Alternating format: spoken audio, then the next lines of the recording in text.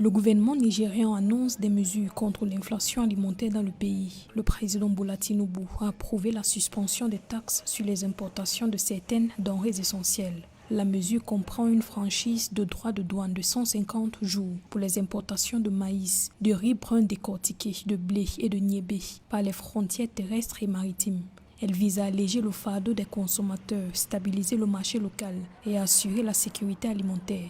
Le gouvernement ne pouvait pas permettre que cette situation perdure, alors qu'il continue d'encourager la production agricole sur une base durable et rentable pour les agriculteurs. Le décalage entre la culture et la récolte rend inévitable pour le gouvernement la mise en place de mesures provisoires qui apporteront un soulagement considérable aux Nigérians.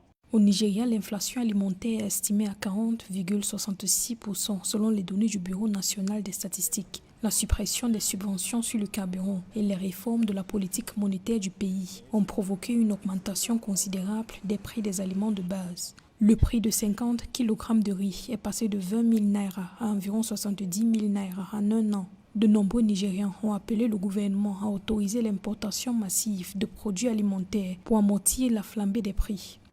Cette lutte pourrait être encore plus homogène pour toucher une grande partie de la population devait plutôt concerner les ingrédients de production nationale de produits alimentaires. C'est-à-dire, sur le plan national, réduire le prix des intrants de carburant et d'énergie visant à réduire les coûts de production des produits alimentaires produits au Nigeria. Dans le cadre des nouvelles mesures contre l'inflation alimentaire, les produits alimentaires importés seront soumis à un prix de détail recommandé, selon un communiqué du ministère de l'Agriculture.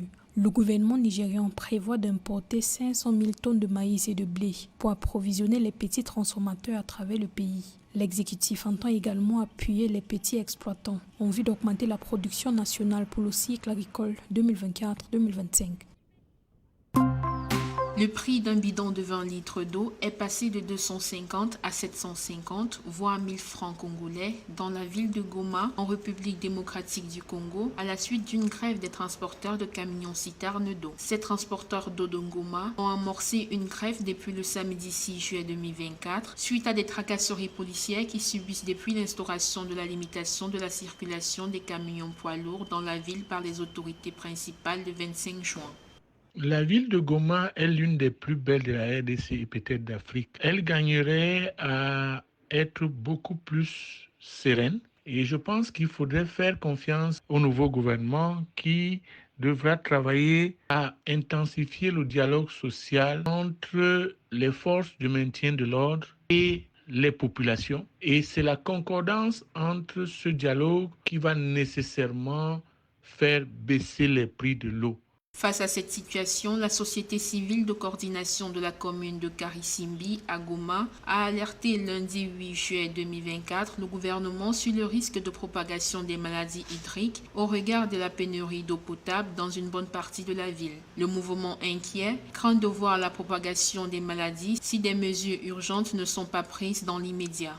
Le prix de l'eau ne devrait pas dépasser les 250 francs le bidon. Donc vraiment, c'est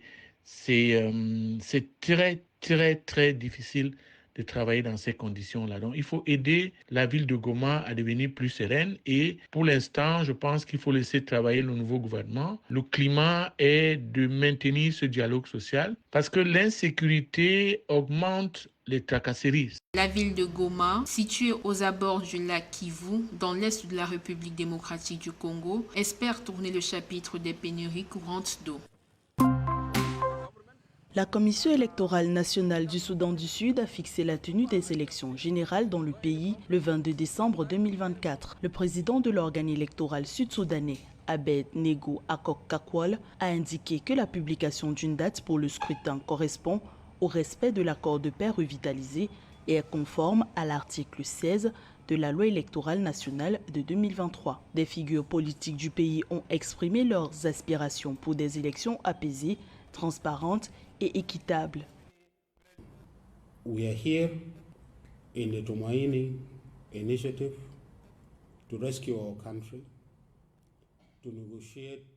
Nous sommes ici dans l'initiative Tumaini pour sauver notre pays, pour négocier un plan de sauvetage afin que notre peuple puisse connaître la paix et réaliser une transition vers la démocratie où le peuple peut élire son gouvernement lors d'élections pacifiques, crédibles, libres et équitables dans le cadre d'une constitution démocratique. Nous encourageons donc le peuple à ne pas perdre espoir. Ce rêve sera réalisé. So we congratulate our people, but not to lose hope. This dream will be achieved. L'Alliance de l'opposition du Soudan du Sud a déclaré que seulement 10% de l'accord de paix revitalisé a été mis en œuvre depuis 2018. Dans ce contexte, l'opposition sud-soudanaise estime que toutes les garanties ne sont pas réunies pour un déroulement d'élections démocratiques dans moins de 6 mois. We are asking other parties, including the incumbent Tigono, to convince us. Nous demandons aux autres partis, y compris au président sortant, de nous convaincre qu'avec le temps restant pour la mise en œuvre de l'accord de paix, les tâches et prérogatives en suspens seront achevées avant la tenue des élections ou avant la fin de la période de transition. Ils ne parviennent pas à nous convaincre jusqu'à présent.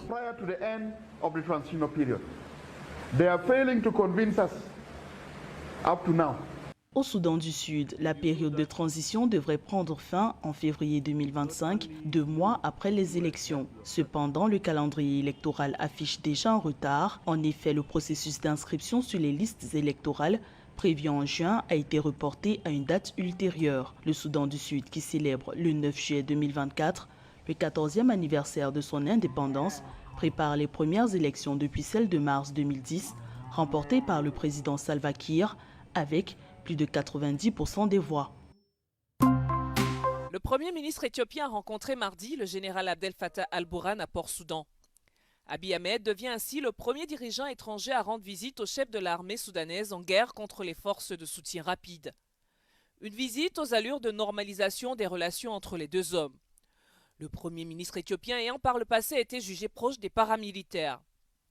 L'Éthiopie veut désormais jouer sa partition à la recherche de solutions durables pour la stabilité du Soudan, la crise ayant des effets dans la région. Alors que les initiatives de la communauté internationale en faveur d'une issue pacifique au conflit s'enlisent. La hache de guerre déterrée par les forces de soutien rapide et l'armée soudanaise depuis le 15 avril 2023 a déjà provoqué le déplacement de plus de 4 millions de personnes à l'intérieur du pays et poussé 1,2 million vers les pays voisins. Suite à l'annonce du retrait de l'accord controversé sur l'expulsion des migrants conclu avec le Royaume-Uni, le Rwanda a déclaré que l'accord ne prévoit pas de remboursement des fonds déjà versés par Londres. Arrivé au pouvoir après une victoire écrasante, le nouveau Premier ministre britannique a annoncé samedi la suppression du plan. Si le gouvernement du Royaume-Uni a décidé que voilà, c'est fini, le traité n'est plus applicable, le Rwanda constate la décision et la respecte. Il n'y a plus, le Rwanda, comme je l'ai même expliqué, dès le départ, le Rwanda n'était pas demandeur. Donc ce n'est pas aujourd'hui que, voilà, que le traité a été mis, on a mis fin au traité, que le Rwanda va devenir demandeur. On reste comme on est, on garde notre philosophie. S'il y a quelqu'un à aider, on va l'aider. S'il y a une autre proposition qui vient pour essayer de résoudre ce problème d'immigration, on participera, on négociera, on examinera. Si c'est intéressant, on le fera. Mais par rapport à ce qui a été décidé par le gouvernement anglais, je pense que c'est fini. Le Rwanda ne va rien faire pour essayer de refaire vivre ce... Le nouveau Premier ministre britannique Keir Starmer a affirmé que le projet d'expulsion du précédent gouvernement conservateur était mort et enterré, alors que Londres a déjà versé 280 millions d'euros à Kigali dans le cadre de ce plan depuis que l'ex-Premier ministre Boris Johnson l'a annoncé en avril 2022.